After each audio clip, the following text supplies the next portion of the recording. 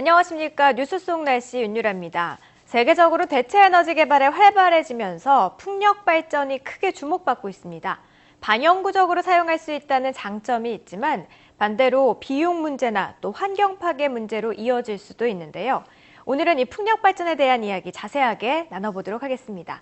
네, 오늘도 환경운동연합의 박창재 처장 나와 계십니다. 처장님 어서 오세요. 네, 안녕하세요. 네, 자 세계적으로 대체 에너지 개발이 주목을 받으면서 그중에서도 또 풍력 에너지가 또 많은 관심을 받고 있는 것 같습니다. 현재 상황 어떻습니까? 세계의 경제 발전 속도보다도 훨씬 빠르게 이 풍력 발전 산업이 계속 성장하고 있고요. 예. 예를 들면 중국 같은 경우는 불과 지난해 1년 전에 비해서 한 2배 이상으로 풍력 발전기를 더 늘리고 있는 상황이고, 예. 예를 들어서 독일 같은 경우도 세계 2위인데요. 미국 예. 다음으로 풍력 발전 산업 규모가 이제 큰 곳인데 2020년까지 재생에너지 비율을 20%로 늘리겠다. 네. 전체 에너지 비율 중에. 그 중에서도 이제 풍력 발전이 또 차지하는 비중을 상당히 높게 측정하고 있습니다. 네. 최근에 이제 일본이나 이제 중국 같은 데도 이제 상당히 많이 우리 아시아 지역에서는 이제 투자를 많이 하고 정부나 지자체에서도 지원을 아끼지 않고 있는데 네. 우리나라는 중국과 인도, 일본 이런 곳을 제외하고 아시아 지역에서는 상당히 그 수준이 상당히 미약한 것으로 지금 드러나고 있어요. 지금 세계적인 추세를 봤을 때는 굉장히 빠른 속도로 풍력 발전에 대한 어떤 발전 개발이나 시설을 만드는다든지 이런 것들이 좀 빨리 이루어지고 있는 것 같은데요.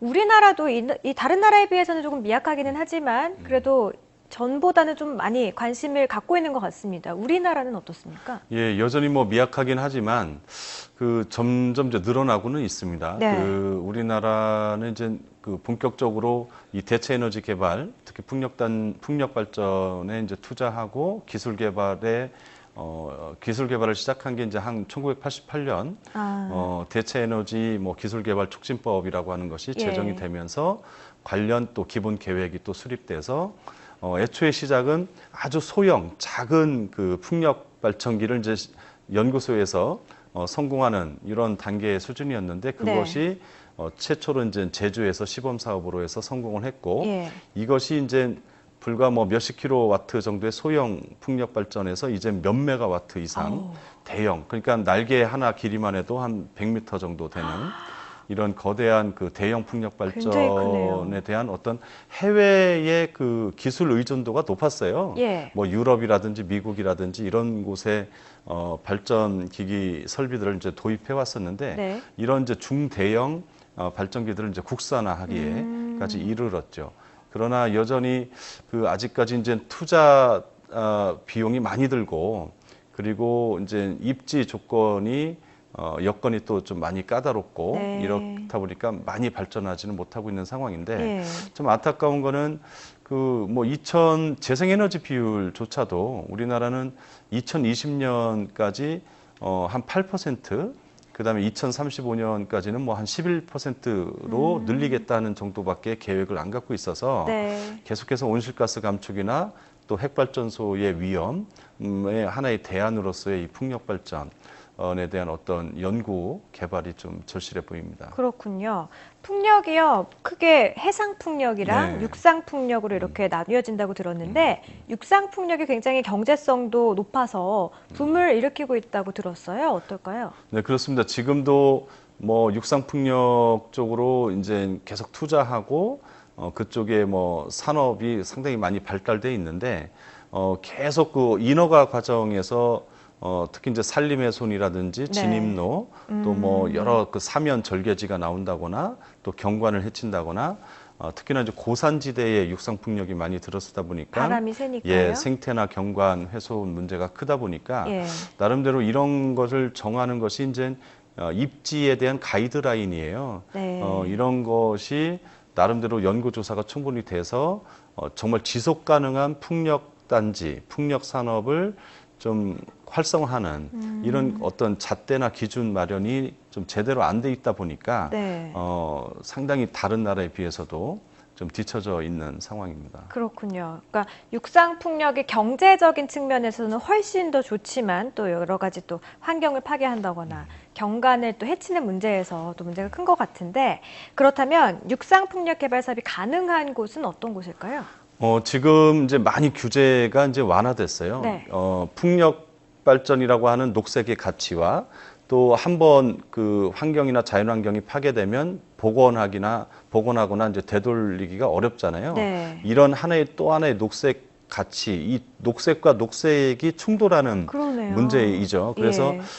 지금 이제 예를 들면 이제 독일 같은 경우를 많이 이제 우리가 이제 그 교훈을 삼는데 세계 풍력 독일 발전 같은 경우는 이 육상 풍력 같은 경우 이제 그 입지 이 가이드라인을 정할 때 예.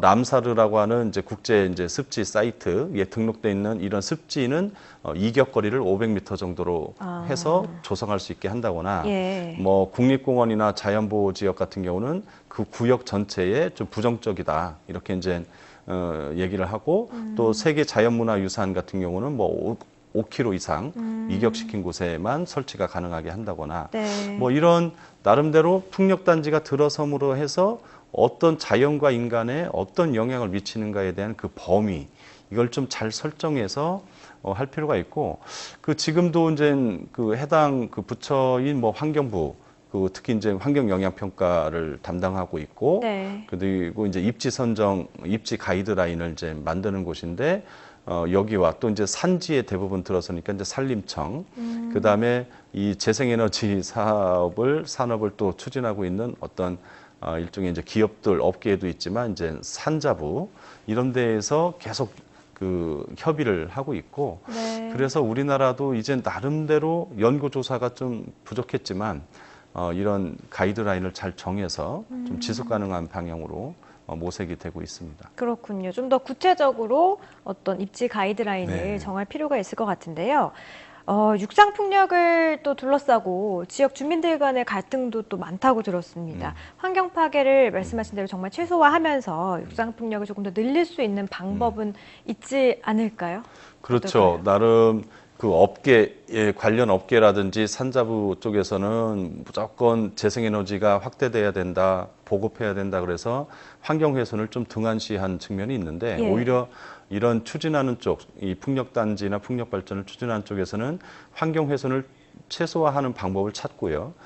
그리고 이제 환경부라든지 산림청도 좀 그 나름 너무 엄격한 규제만 가지고는 또 이 재생에너지를 높이기 어렵기 때문에 네. 나름 합리적인 그 규제 완화라기보다는 규제 개선, 그리고 너무 많은 시간이 소요되는 어떤 인허가 과정을 좀 간소화하는 이런 그 연구나 노력도 필요해 보입니다. 예를 들어서 이제 제주 같은 경우는 풍력단지 경험이 많다 보니까 네. 풍력발전소가 많이 들어서 있죠. 그러다 보니까 나름 이제 주민들의 인근 지역 영향을 받게 되는 주민들의 동의를 충분히 구하지 못하면 예. 들어서기 어려운 이런 조례를 제주특별자치시에서 제정을 한 바가 있어요. 네.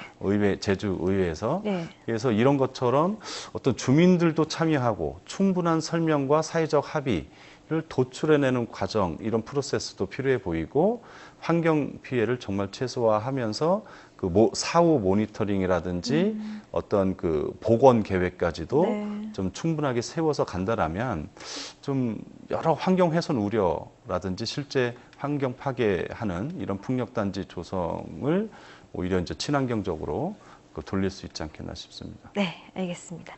자, 오늘 육상 풍력 발전에 대해서 박창재 처장님과 함께 이야기 나눠봤습니다. 고맙습니다.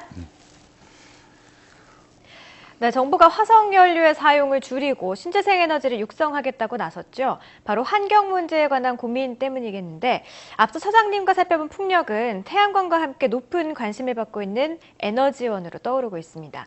우리나라는 국토가 산악지형인데다가 삼면이 바다인 탓에 풍력을 활용하기 참 최적의 입지 조건을 갖추고 있는데요. 신재생 에너지의 개발이냐 아니면 환경보전이냐 하기 그런 풀기 어려운 과제가 오랜 시간 이어지고 있습니다. 경제성을 높이면서도 또 환경 문제를 최소화할 수 있는 방법, 그런 슬기로운 또 지혜로운 해결법이 필요한 시점인 것 같습니다. 뉴스 속 날씨 오늘 준비한 이야기는 여기까지입니다. 시청해주신 여러분 고맙습니다.